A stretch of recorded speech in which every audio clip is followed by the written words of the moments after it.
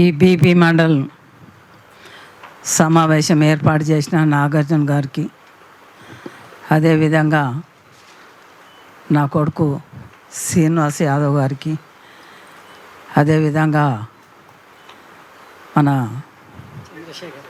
చంద్రశేఖర్ గారికి, నా బిడ్డ లలిత గారికి, మరి సమత గారికి, మా తమ్ముడు రాములు భార్య గారికి, మరి ఇప్పటిదాకా మాట్లాడిన మా బిడ్డ చైర్మన్ అని చెప్పారు లలితనా చైర్మన్ ప్రణీత గారికి, మరి వేదిక పైన ఉన్న పెద్దలకు, వేదిక ముందు ఉన్న మా అన్నదమ్ములకు, మా అక్క చెల్లెళ్ళకు అందరికీ పేరు పేరున నా హృదయపూర్వకంగా ధన్యవాదాలు తెలుపుతూ, ఇప్పటిదాకా శ్రీనివాస్ యాదవ్ గారు పుక్తంగా అన్నీ చెప్పిండు. అందులో చెప్పిన దాంట్లో కొన్ని ఇడిచిపెట్టినా కానీ 10 ఇడిచిపెట్టిన ఒక 90 అమలు చేయాలని మీకు శిరసు వచ్చి నమస్కరిస్తున్నా. మరి నేను ఇట్లా ఎంతోమంది చంపబడ్డారు, ఎంతోమంది మన పిల్లలు బలిదానమయ్యారు.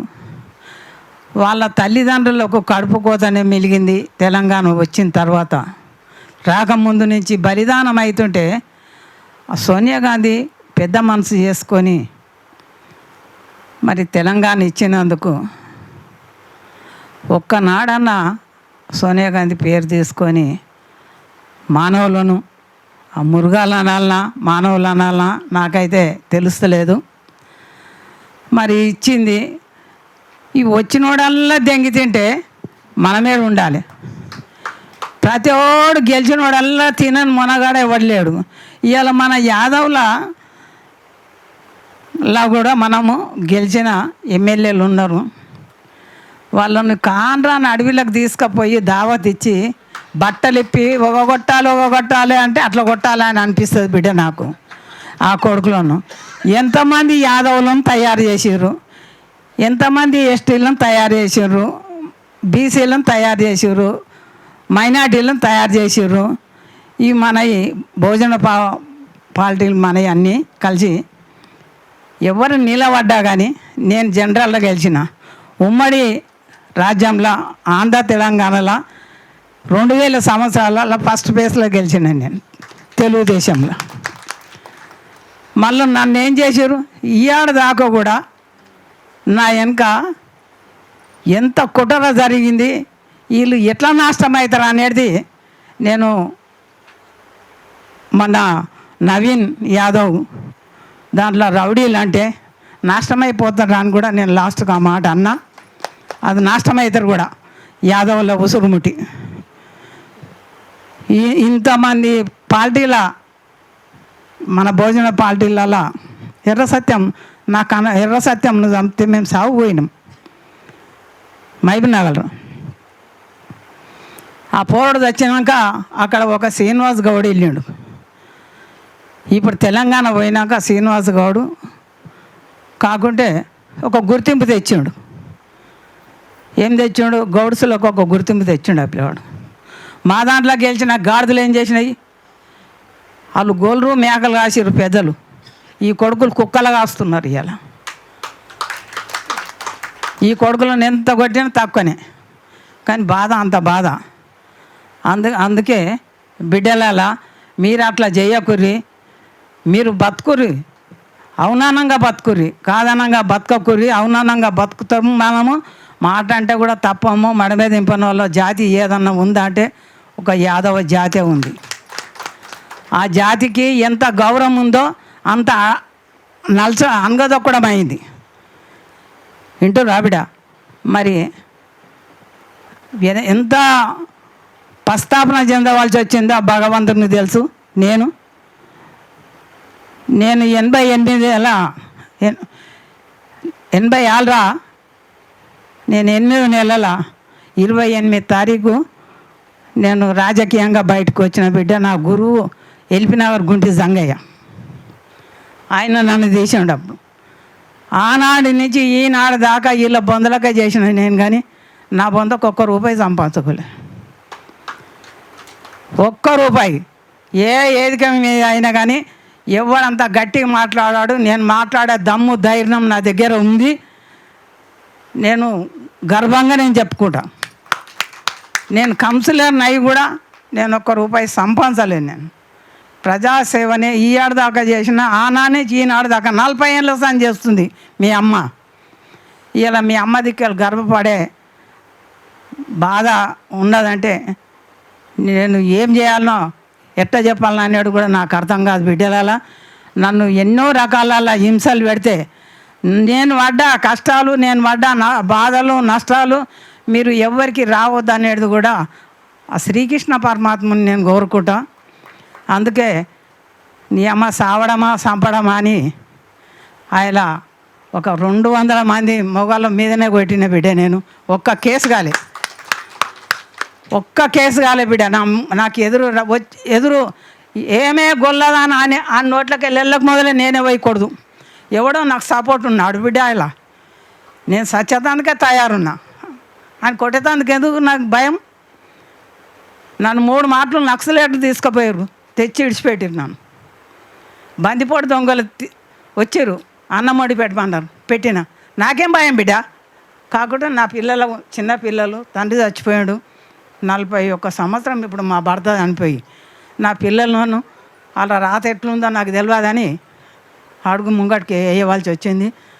ఒక్కసారి నేను చేసింది, నేను పడ్డ బాధలు, నిద్రలు లేని నాతులు ఏయిలు గడిపిన, అన్నం లేని పొద్దులు అవి కూడా ఏయిలు గడిపిండొచ్చు.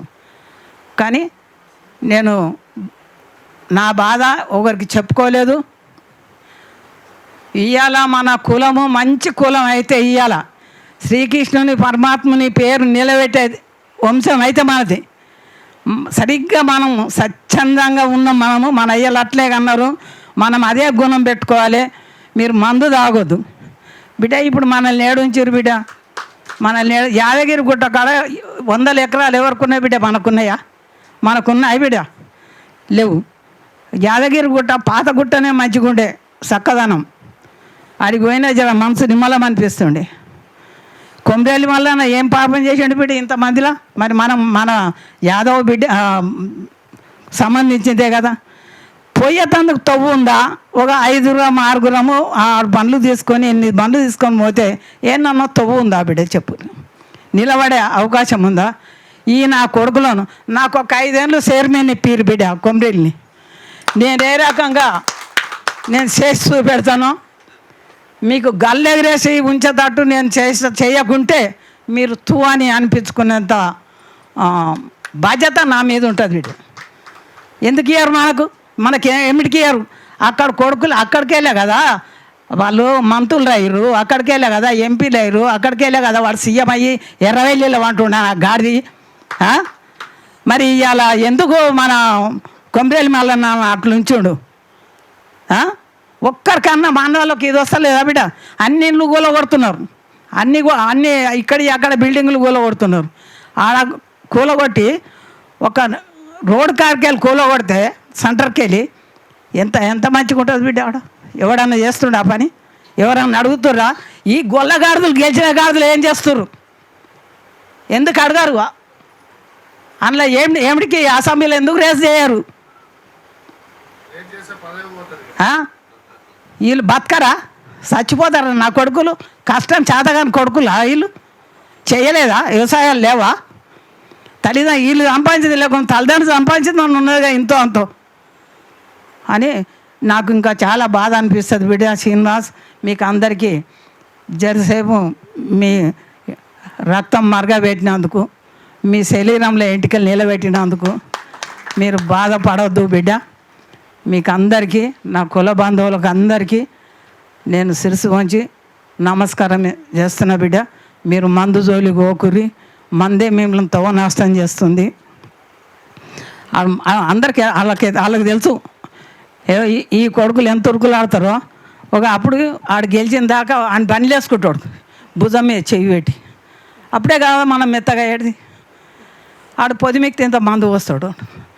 నీకు పెద్ద బాటలు ఇప్పించానురా నేను 5,000 రూపాయల బాటలు ఇప్పించానురా నీకు మంచిగా అంటే పటేల్ మంచోడు, నన్ను మంచిగా చూసాడు, నన్ను చాలా ప్రేమిస్తాడు, నన్ను ఎడిగి పడితే అడిగి తీసుకుపోతాడు అన్నంత మాత్రంలో ఇంత కులానికి నాశనం చేసిర్రు.